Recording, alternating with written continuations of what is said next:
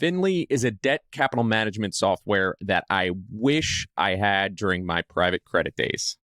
Finly is also today's sponsor of Business Breakdowns, and it's a company that's solving a pain point near and dear to my heart.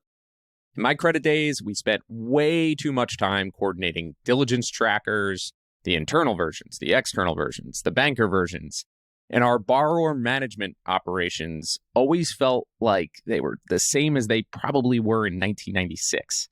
And I know it wasn't specific to us. Regardless of what other funds we were working with on these projects, it was always the same. Just ask around, and you'll find that nearly every operator or investor has experienced the operational nightmare of managing debt capital.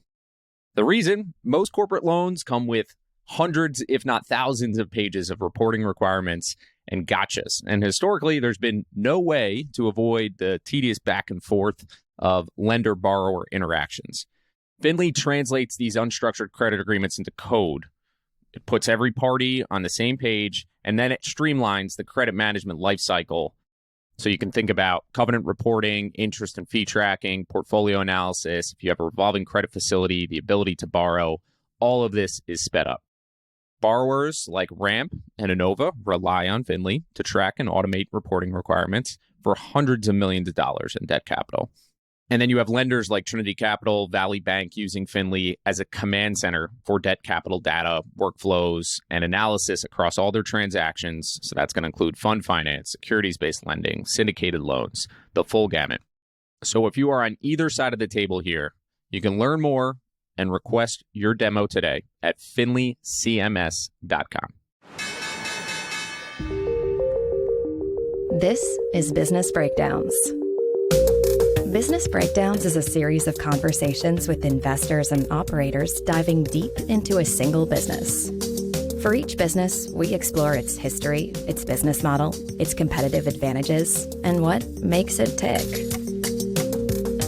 We believe every business has lessons and secrets that investors and operators can learn from, and we are here to bring them to you. To find more episodes of Breakdowns, check out joincolossus.com.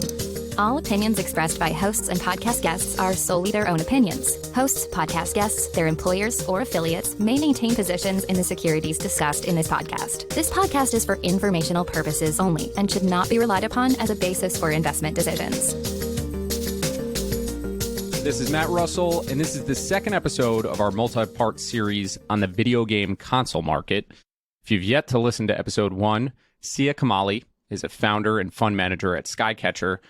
Join me to break down that video game console market and his thesis for why it's an inflecting opportunity. In this episode, we go micro, and Sia is back to break down Sony. Now, given this episode is part of the series, I'd say it's not your traditional breakdown. We spend the majority of our time talking about Sony's opportunity in the gaming market and the growing anime market. So Sia and I spend a lot of time talking about the catalysts there and just some of the dynamics that are happening under the hood of this massive conglomerate. Now, please enjoy this episode on Sony. All right, Sia, we're going to get into the meat and bones of Sony here. It's a tech conglomerate. We're going to take the video game angle, I think, a lot through this conversation, but Sony is so much more than that, has this major history to it. Let's just start out with a framing of Sony, a sketch of the business in the best way that you would describe it today. Absolutely. So I think, Matt, the one-liner here is Sony is this awakening global giant in video games and anime. And let me tell you a little bit why. It's a company of 120 billion enterprise value. It generates about 80 billion in revenue, 9 billion in earnings across 6 business segments. And the most important one and the key to our thesis is this division called Sony Entertainment, which makes up 3 of the 6 divisions. And that represents about 60% of revenue and earnings. Now, a lot of people, they'll recognize Sony for its leadership in hardware and legacy media, and they're all really great. But I think when you think about the future of Sony and what we think is really underappreciated and undervalued by the market is that it has 2 generational consumer platforms in PlayStation and Crunchyroll. Now, both these platforms capture secular growth in key categories of video games and anime. So PlayStation is typically seen as a hardware business, very cyclical, But for us, we view this as really a critical distribution channel for games, and it functions as the app store, the content library, and storage. And we think it's about to hit this magic window where lifetime value of the customers will grow 3 times over the next 5 years. And then the other part for Sony that has been really clear in the last 12 months is they're going to tap into the global growth of anime. In fact, they already own the largest streaming platform in Crunchyroll, which you can think of as the Netflix for anime. This has reached over 150 million users and is entering this next stage of monetization. And so, big picture, looking at Sony, this big conglomerate, we think PlayStation and Crunchyroll generate very high margin software earnings of about $2 billion today. But we think this will grow 5 times over in the next 5 years and will be really what drives this inflection for Sony, where you think of this as this industry-leading, digital-first, software-driven engagement entertainment platform. The history here is so interesting, as you mentioned, whether it's the hardware of the PlayStation or going back in time to the Walkman. Sony, I always associated with various pieces of electronic hardware. Can you just bring us up to date? It sounds like we're seeing this shift towards more digital, more software-esque model. How did that take place? And any of the interesting anecdotes over the years that turned Sony into what it is today? No, absolutely. So I think it's important to start looking at Sony from 2021. It's when it reorganized itself as a global consumer entertainment company. And it's also when it started its, quote, 4th midterm plan. And that plan, they called it Evolving Sony. That plan ended last year, and we're now entering this next phase, which Sony calls Beyond the Boundaries plan. Now, this 5th midterm plan, which begins this year, it's all about Sony evolving its leadership into what they call creative entertainment, being able to connect the multi-layers of physical and virtual realities. I think you sketched out the segments well for us. Could you put some numbers around just those various segments? I know they have the music, Sony Pictures, any of the high-level numbers just to frame those pieces of the business. Absolutely. So look at the consumer entertainment business, which is 60% of the business, as one big group. This is the core, what we think is the most valuable part of Sony. Now, under PlayStation, you have a business that's called almost $30 billion in revenue. Today generates about $2 billion operating profit, and we think this grows to $8 billion plus, and margins go from 7 to 19%. And it is the number one console ecosystem today with over 160 million monthly active users and 70% of them purchasing games through the console itself. Then we go look at music. So their music business is number one in publishing. And in fact, you could look at this and say this is an iconic asset because it captures over 5 million plus songs. And it's in a solid business where margins have been steady at 20+% on that front. And that's roughly a $10 billion business that we're going to be conservative. Let's just assume that CAGR is at the 8% because it's built on the back of streaming and royalties in that front. Then we look at Pictures. Pictures is about a $10 billion revenue business, but its operating profit is about $800 million. So very low margin. But within Pictures, you have a historic business of box office movies, so like Spider-Man, Jumanji, Ghostbusters. And then you have this really gem of the asset called Crunchyroll, which is the 3rd largest streaming platform in the world today. And we think this is going to grow revenue at 40+% and ultimately take over Pictures, and maybe even they break it out as its own category on that front. Now, when we get to the historical part of Sony, where this is where we pretty much value very conservatively, and we're not trying to take a strong view. In the hardware business, this is when you're looking at TVs and just the traditional stuff that you know Sony for. Their image and censoring business is about a $10 million business, and that's high single-digit margins. They're a dominant leader in this category in terms of camera sensors, about 53% market share of the world. And then there's a category which is they call entertainment, technology, and services. And this is a $16 billion business, but it has all the other different hardware devices in that buckets. And then last but not least is financial services, where a bright spot to our thesis was this is something that they will spin off next year. And it shows a commitment from management team to really become a more leaner, focused consumer play. Yeah, it's always interesting when you hear conglomerates start to make some type of focus on different categories. And it seems like that's happening here. But as you run through all of those different categories, there's still a lot of moving parts.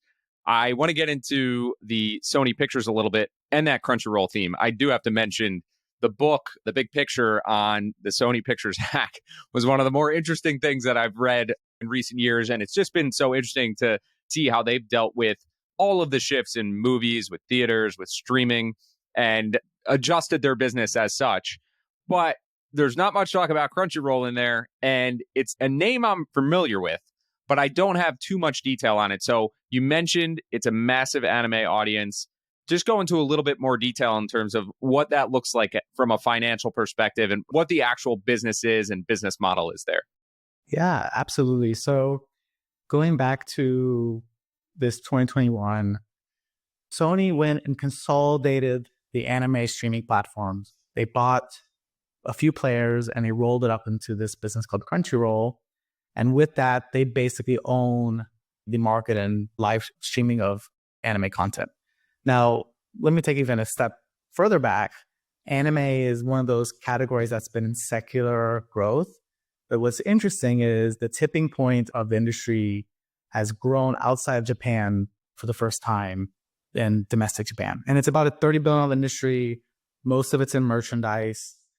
But one of the things that's, I think, interesting is that you saw post-COVID behaviors around media and content become more nuanced. And anime saw huge growth on that. When you think about this category, we estimate there's almost, call it 600, 700 million fans on its way to 1 billion plus. And it's people that you wouldn't necessarily expect, but it's also exciting to be this countercultural, but at the same time, pretty mainstream. Because it's more than just cartoons. It's adult cartoons in that sense. Now let's get to the numbers for Crunchyroll. So Crunchyroll is the third largest streaming platform. It's about 150 million users. Now, it's got, of that 150, about 15 million are monthly paying subscribers. The rest are being monetized via ads. And so the thesis here is that over time, you're going to see users convert from the advertising model to the paid model. And with that, you see this Netflix story happening all over again. Because imagine buried in this conglomerate called Sony, you have a business that's almost half the size of Netflix in terms of user base. But monetization-wise, it's early days. This is Netflix in 2011. We have a long way to go to get these paying subs up. So one of the key things that we're really tracking here is the growth of the paying subscribers on that front. And then if you think about, let's go back to this Netflix comparison. In terms of Netflix average revenue per user, it's about $140 per month active user. For Crunchyroll, it's $9. So there's a long way for this to grow. And we also know that by tracking the behavior of Netflix, you can see anime content on Netflix picked up massively in the last few years. You may say, oh, this is competitive to Crunchyroll. Well, not necessarily, because one of the key things about Crunchyroll and anime is that most of the content being watched is licensed content. It comes from the manga. It's come from Japan itself. You can't just go and so many of these relationships and exclusive licensed content on their side.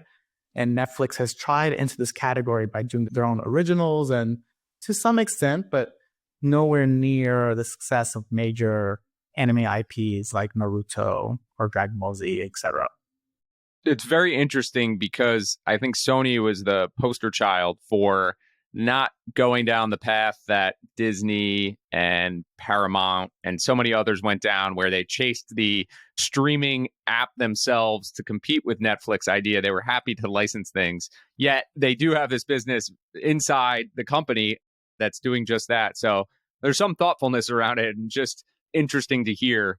When you think about all of the business lines together, how much synergy do you think exists from operating these? And do you think there's a lot of cross-functionality? If there is a great IP title within the PlayStation universe, is that something that is very likely to get led into something that can happen at Sony Entertainment?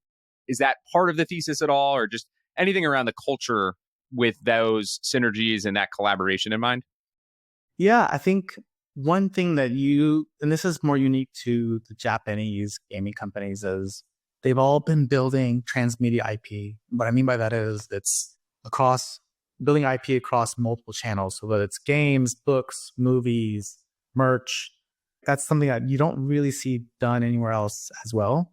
And so for Sony, they're in a unique position where, going back to this anime number of 30 billion, most of it's merchandise.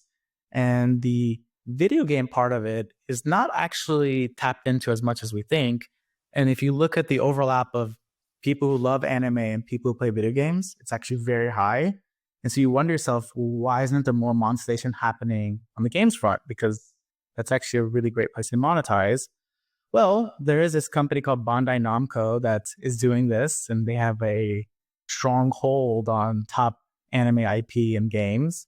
And I think Sony's in a great place to start going down this path of building out anime content for games, but being able to say, we'll leverage our global presence of PlayStation, and then we'll leverage the fact that we have the platform that everyone is watching on. And remember, part of that power of having a stream platform is you see what people watch. You can then tailor your future content to that. If we went down the rabbit hole and you had more hours to share, the rabbit hole of subgenres within anime is absolutely fascinating. And you'd be blown away of how much creative content there is, because there's things you can do with that medium that you can't do with traditional, and in many ways open up the world of philosophy and life and the challenge that we as humans face in storytelling. So Sony's definitely thinking about this. They've talked about this, and I think we're also quite excited to see how they connect these dots. Are there unique or innovative ways that they're going about this collaboration or synergy across the platform? They are, Matt. So one of the most interesting moves Sony made this past August, they announced launching a layer 2 blockchain called Sonium. And if I take a step back even further, about 2 years ago, Sony filed patents around the usage of NFTs to move digital assets across different ecosystems. And so I think when you think about the blockchain application of IP and idea of owning a digital assets, Sony is really, I must say, the best positioned person in the world executed. And they've already started. They've already made a couple of moves. And I'm really excitedly looking to see how this evolves. And I think the other thing that you have to appreciate is Sony, their move here will be very much consumer-led. This is not going to be the iterations of what you've seen before, of how you think of NFTs, but really the idea of this is a public blockchain. You own these assets, because the concept of owning a digital asset is quite novel, but it's something that I really think is one of the game changer aspects of enabling the video game industry to expand its total addressable market in a way that we cannot fathom today. I mean, just imagine the scenario where in 20 years from now, your portfolio of assets is your home, your car, but also my sword in World of Warcraft that's worth $100,000. It's not too crazy, but I think it's when these big TAM expansions happen is usually when you have big outcomes. And we're really watching very closely what Sony is doing here, because they also have IPs across music, film, anime, and video games. When you put the pieces together, I think you referenced it, you're looking at a $130 billion company in terms of enterprise value. What does it look like just from a consolidated margin standpoint? Any of the high-level metrics that are important to just frame what the business looks like today? Overall, we think margins double from here, which sounds aggressive, but it's around 10%. It's low, 9 to 10%, 80 billion in revenue. And we think if they can double this in the next 4 or 5 years, one, you'll surprise everyone. But two, it's on the back of what I went back to our core thesis. It's on the back of PlayStation and Crunchyroll really hitting this next stride of software-driven businesses and software margins on that front. And I think if you look at Sony at that next stage, so today Sony's earnings are around 11 billion, and you think earnings are going to double from here and get to 20 billion plus, well, that's an easily double in terms of return from here. But let's go back to the argument I'm making earlier that I think the multiple should be much higher. Why is this trading at called single digit multiples? Shouldn't this trade at a much higher multiple? And if that's the case, you have this multiple expansion part. And so one thing that we always think about in our investment process is we want the double kicker, or what I say is the magic window, earnings growth and multiple expansion. And in that case, we see Sony as this $400 billion company, a triple from here, but it's because it's being recognized for its leadership in these categories. And it's really a one of one in both of these. I think the question just comes is, why are the margins not reflecting that? We're now entering this next stage where I think you'll see that. And it kind of follows the same playbook that management has laid out for everyone. They've been very good about communicating, more so now than I think in previous iterations. If I were to just dive into those numbers a little bit more on the doubling of the overall Sony margins, it's going to be driven by what is a higher margin business with PlayStation and I'm sure Crunchyroll, versus is it as much the increase in the PlayStation margins themselves that are also going to increase, because you need massive incremental margins to get to that true doubling of the overall doubling of margins. So remember, PlayStation ecosystem margins have been compressed. They're around 11%, 12%. 11, okay. They should get much higher. And that's part of because of the last 4 years, this ecosystem has been weighed down by the hardware sales of PS5s and not doing as well as they expected. That changes, I think, next year when you have a console selling title, and then you're also entering this next stage of them leaning into live service games, which feeds more people to subscription. So PlayStation actually margins get to 20+%. That's how we're looking at it to make it work. And then you look at Crunchyroll and you say, look, so Crunchyroll is this early stage of a business where we think revenues today are around 1.1 billion. And I think top line is going to grow at a 40% CAGR for 5 years. You're looking at a business that's close to 9 billion in revenue. And with, let's say, Netflix-like margins, that's going to really get us there. Where we're probably being the most aggressive or the most, let's say, non-consensus is looking at Crunchyroll through this lens of this Netflix playbook. Until today, I think because it's not broken out separately in its nice, clean way, you have to do a bit of back of envelope math to figure it out. But we're not there yet. But if that's representing that big of a part of the business, then it will make sense. And then people will say, oh, this is the tech giant who was able to go into streaming platforms in a way that was very niche, looks niche, but then super successfully because it's an area that necessarily it's hard for Netflix to compete with directly in that sense.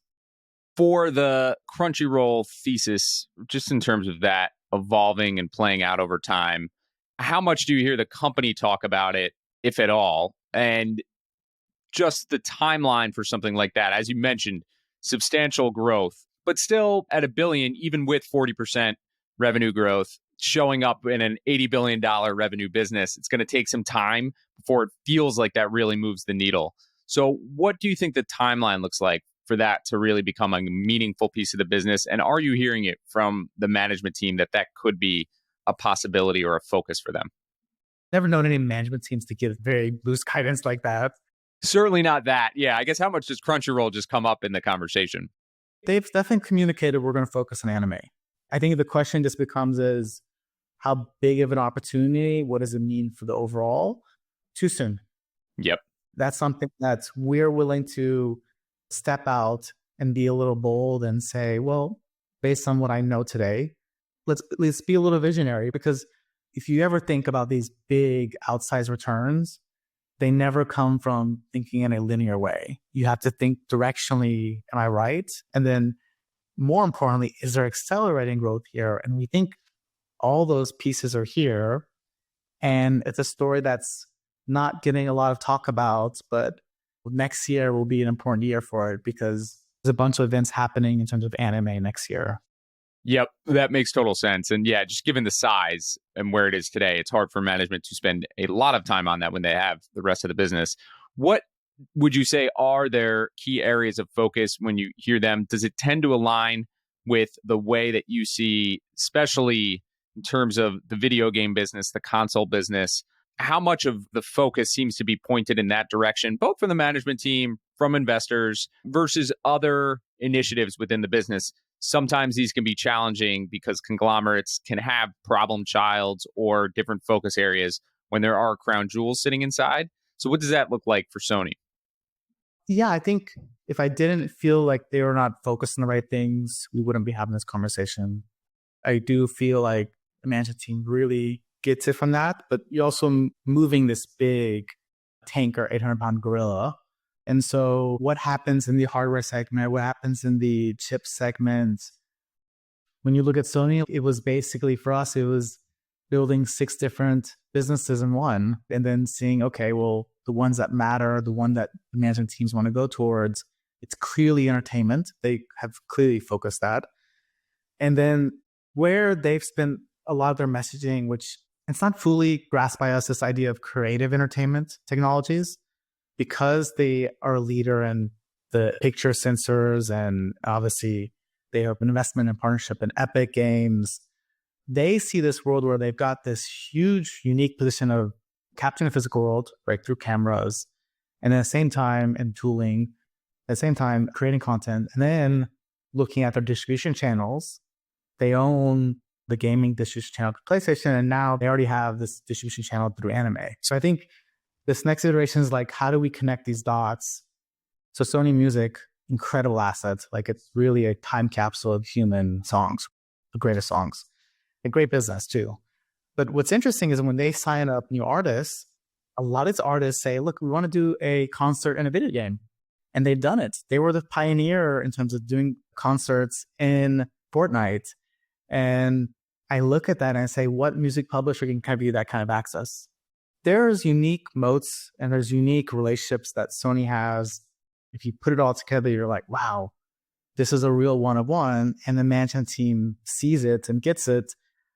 Thinking about the industry dynamics, the conglomerate dynamics, M&A is a key piece of this. It sounds like I'll put the spinoff in the M&A category just as a right sizing of the business. What does that look like just in terms of their historical activity, whether it's being an acquirer, whether it's being someone who divests a lot of assets? And then how do you think they exist within this world of M&A going forward? Because they do have so many interesting assets. They could also be an acquirer of assets. Just a general thinking around Sony and M&A would be useful. Yes, we were in this period of the 4th term where it's the evolving Sony part. So during this period, they've made a bunch of acquisitions. They bought a few game studios. Probably the most notable one, was Bungie, which has made a game called Destiny. And then when you look at the divestiture parts, which will happen next year in financial services, this is all part of this Sony as a creative entertainment company and really focusing on IP. I think they get that, and everything they're doing indicates that. Now, where things are getting interesting is for as an industry, obviously gaming IP, let's say before COVID, was looked at and said, oh, it's just games, it's not that big of a deal, almost like it's for kids. It's a toy. But I think fast forward today, and every media giant looks at gaming IP and says, wow, these are probably the best assets, because not only are you monetizing in this software virtual world, but you've had things that come over to the world of media. So like The Last of Us is a Sony IP, one of the best series ever. Many people didn't even know that was built on a video game. But you're starting to see games cross over to general media and succeed really, really well. I think that opens up the door for potential, if you said where does potential M&A go towards, it'll still be game studios, but it may be towards thinking about, okay, when we look at these new markets, so I touched on places like India and emerging markets, maybe the content they like is a little bit different. Do we need to buy stuff in a more nuanced way? And so between the giants, the Microsoft, the Netflixes, the Sony, Disneys of the world, I think they all recognize what's happening. And this is a question of who's going to be more aggressive here. But we've seen some very aggressive moves already. If you were a banker, you wanted to be a video game banker in the last 5 years because you did the biggest deals. Yes, there's been no shortage of activity or rumored activity, which usually where there's smoke, there's fire. In an example like The Last of Us, which again was a very interesting development of something that started as a video game. Obviously, that's going to bring a lot of attention, and there's marketing and different dynamics like that. Does that show up in the numbers at all? Do you have any sense for when something like that happens, how big of an impact can that be? And even if it doesn't move the needle for an $80 billion business, I can understand, but they can still be meaningful nonetheless. Do you have any context for what that actually looked like? I think it goes back to your point, it's hard to know that moving needle, but I do think of this in a slightly different way, is that if the competition is for new IP and creative people, which is ultimately what these companies, that is the most valuable asset in any game studio, they'll see that and say, okay, I really like how you did that. I want to come work with you, Sony, instead of working with XYZ competitor. I think there's an intangible benefit where if I take a step back, we do a bunch of work on our analysis, looking at number of employees, number of people building games and such like that for game companies. And where the creatives are and where they're going is actually a key part to our analysis. And I think Sony treats creatives very well. I mean, like I can mention Last of Us, but there was Helldivers, which was a successful game. There's a bunch of titles that Sony comes out and lets these indie studios be indie, but then says leverage our reach so that you can come out and make a big noise on that front. They're in a unique position, and I think they recognize that. Because I think if you look at back just at Japanese culture and the gaming companies, they all respect the creatives highly and let them do their thing. There are just some companies where, in terms of monetization, you can do better. Because if you look at Korean game companies or Chinese game companies, they have figured out monetization and it's very aggressive. The Japanese game companies are not there yet, but it's changing. Yeah, there's a sliding scale just in terms of the intensity of that monetization. On the expenses and more thinking about it through the capital expense line, the investment line, what's required for this type of business. When you look at Sony, how much does that swing over the years? As a shareholder, can you see those earnings coming back to you? How do they typically treat capital allocation from that standpoint? Yeah, so the last phase that we were in, CapEx was rising.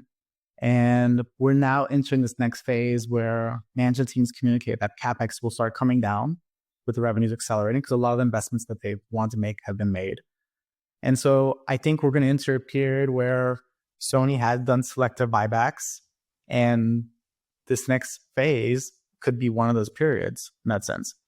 And I think that's what makes things interesting, is if you just didn't know anything, didn't care about the qualitative aspects and all this stuff, you just looked at the hard numbers, that's where we expect some change in behavior, because you have left this investment phase and now you're going into this real return on capital phase. This is something that the management team has communicated, and we're excited to see how that plays out on that front. Yeah, always interesting when there's a shift in terms of whether it's priorities or whether it's the end of a chapter from an investment standpoint. But when there's an opportunity to shift capital allocation, when you look at a conglomerate like this, how do you approach the valuation of this type of business? Okay, so this is a great question. Let's first just look at our core thesis and break that down. So at a simple level, we try to do a sum of the parts, and we say, okay, you've got these 6 different business units, but the one that we really care about is the entertainment business. And that's where we see the growth, and that's where we see really our edge view. And so we look at PlayStation, we look at Crunchyroll, and we say, okay, collectively together, in the next 4 or 5 years, you're going to be doing 10, 11 billion in earnings. And we're going to attach a higher multiple of over 20 times each, 20 times for that group, because they're great assets and they're growing fast. Then we look at the rest of Sony, so financial, hardware, music, picture, music, and we say, okay, let's just use consensus multiples, continue to grow this in a normal way, and don't get too cute. Because we have an edge view on key parts of it, and the rest of it, we just want to keep it simple. So that's at a high level how we're looking at Sony's. We've broken down the sum of the parts, and then we're focusing on multiple expansion and earnings on the things that we think is really going to change. And then you say, okay, holistically, let's take a step back. And if I said, okay, Matt, what's a business that in 4 or 5 years will do 22, 23, 24 billion earnings with margins of 20%? What's that worth today? And if you actually did that search, and it's in media entertainment, it's less than 10 companies and they're all 500 billion plus. If Sony achieves that, based on what I know today on how markets would value such assets, we can get to our triple or even more. And then you take a step back. On the two assets that we care about, Crunchyroll and PlayStation, they reach called 300 million plus fans. And then if you said, look, let's incorporate Sony Music into this dynamic too, Sony touches over 1 billion people. I mean, if you look at the top artists that they represent on the publishing side, half the time their artists are at the top of the list. And so I think that's worth something, but that reach of user base, well, my argument is that each of these assets have been at slightly different stages of monetization. The PS5 cycle for the first 4 years has been a laggard in that sense that margins are low, titles weren't as good. And now we're about to into the next 4 years where you have a console selling game coming out, you have management team focusing on live service games, and then you have this thing called Crunchyroll, which is the last 3-4 years got consolidated, and now we're seeing quarter on quarter strong growth of paying subs. So in many ways, it's like you have this big asset that's super mature, they know what they're doing, but then when you look at the monetization part, like, oh, you're actually early in some things here. And in that way, it's almost different than most stuff that you're used to looking at. When you think about the scale of numbers I'm talking about, you kind of say to yourself, man, this should be more profitable here. The profit itself will come both from the revenue growth, but then some optimization of margins, whether it's operating leverage or just being more efficient. If you were worried about one of those things more than the other, what would it be? The revenue growth or the ability to achieve those margins that you think are possible? I'm more concerned probably around the cost side, not the revenue side. I think it goes back down to just we make estimates and we build operating models. We go beyond the financials, but it's hard to model out something that's so big and does give you good disclosure, but it's not like it's a single asset. There's still more disclosure that would help us get to understanding that. So it's really, you say where I spin my wheels is like, okay, what is the cost structure here? Because you have over 100,000 employees plus globally on that front. And it's not like they've taken, as you've seen with big tech lately, big haircuts. They've done some layoffs, but it's definitely, if you pushed and you said, could you do more? Probably, right? But no, on the revenue side, I don't lose sleep over that part of it. Yeah, it's very interesting, and it certainly makes sense where you expect sometimes to see operating leverage. It's tricky. You have to make assumptions, but monitoring that and forecasting that is increasingly tough, especially within a business of this size.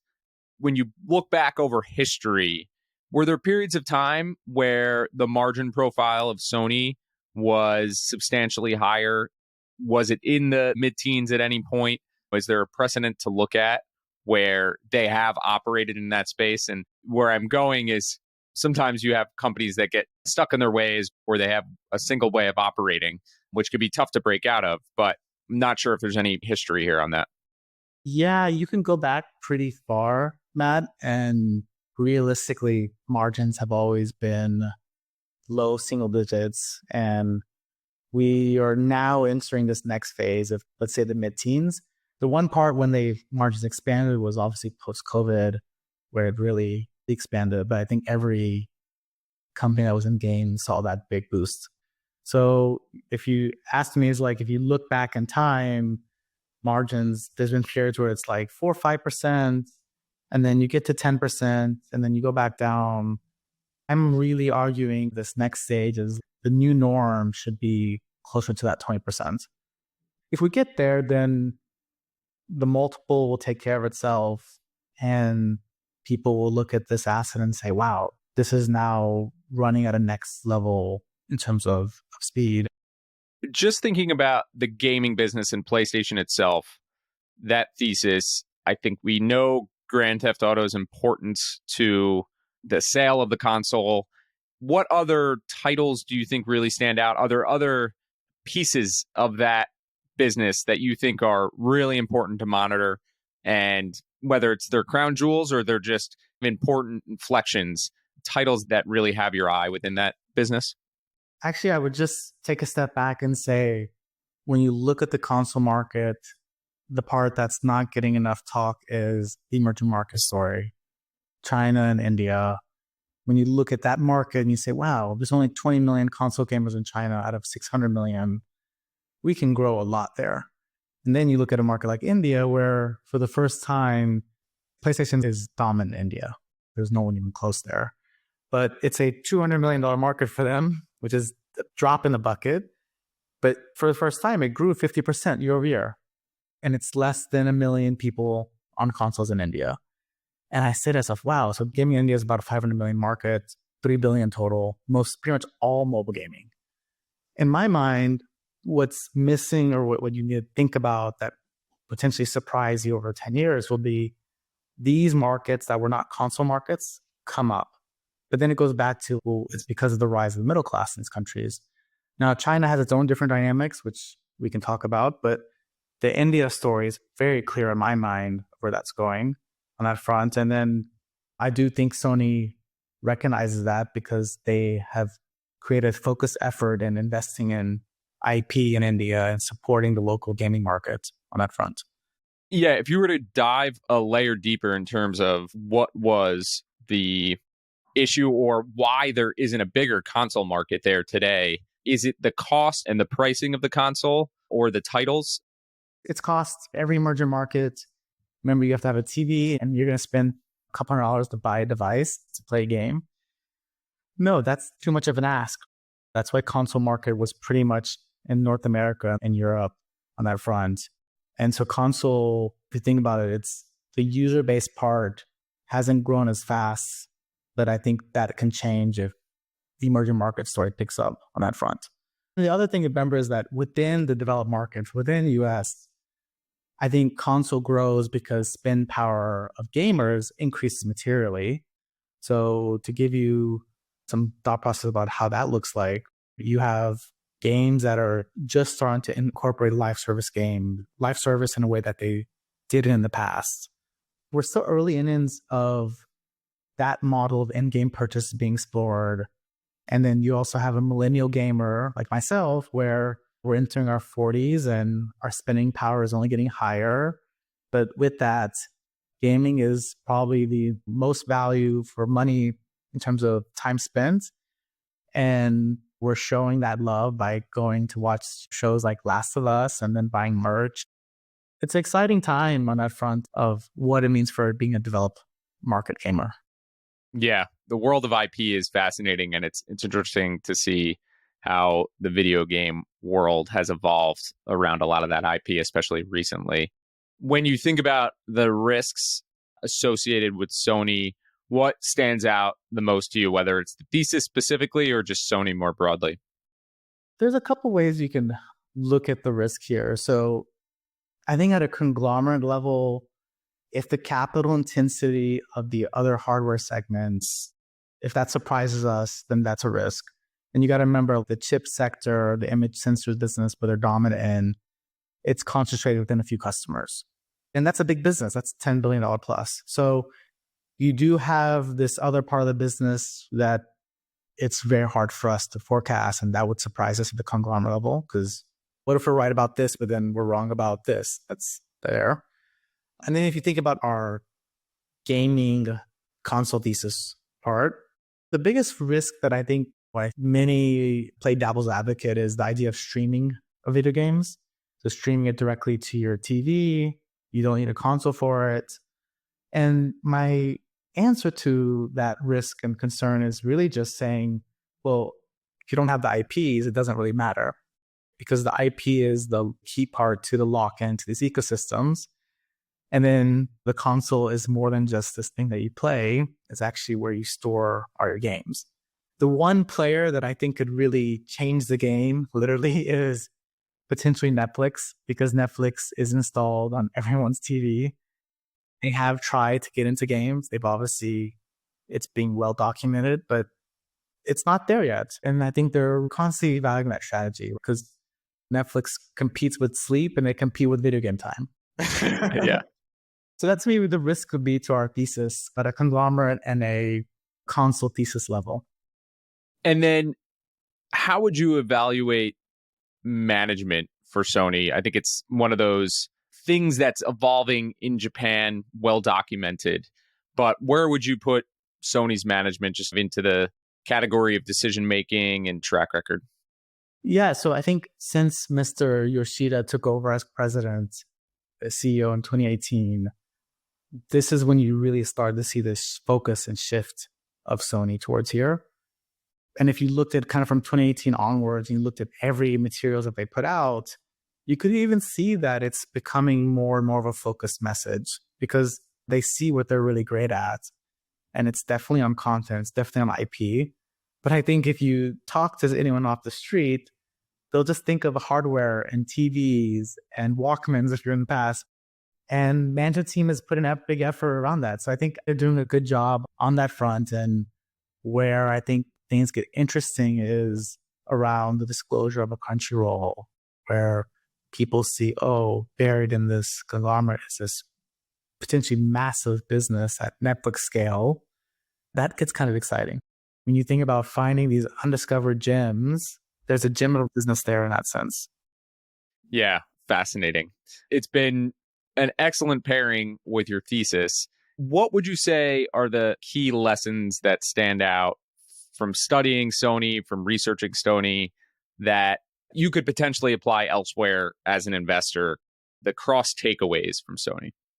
There's multiple ways you can win in public markets. And our favorite has always been margin expansion stories, because it takes a little bit more work and effort than just, hey, here's this big TAM, here's revenue growth, and I buy. And I think a lot of growth and tech investors do that. But get down to the margin, get down to the bottom line. And can you see that expanding sustainably over a long period? And if you get that right, that's the lesson that I try to replicate in all of our other investments out there. The other one, which is a one that we've learned the hard way, has been we invested in Japan. If you can't get the management team to see the vision that you see and communicate that doesn't work really well. And in the case of Sony, they've actually been very good about that. And I think the efforts that they put out around saying we're going to focus on anime and the communication that they've done around the PlayStation ecosystem further indicates that. To me, the lesson here, which hopefully we will see over time, is improving corporate disclosure and putting more of a light on this gem of the business, and then allowing public investors like ourselves to break apart the pieces and say, okay, here's the sum of the parts that look like. Because if you just go look at it on your own, it's a pretty intimidating analysis when you have such a big business, 80 billion plus across 6 divisions. But yeah, I think that's the lesson learned here, is continue to simplify that. And it's gotten better, but we're doing our part too. Yeah, that might be the answer for why conglomerates are less and less popular. It's just too complicated to sort through sometimes. But there might be some gems hidden within the business, in the overall business. Thank you very much, Sia, for sharing the knowledge both on the overview of the video game market, the thesis, and then on Sony itself. It's absolutely my pleasure. Thank you again for your time. To find more episodes of breakdowns ranging from Costco to Visa to Moderna, or to sign up for our weekly summary, check out joincolossus.com. That's JoinColossus.com.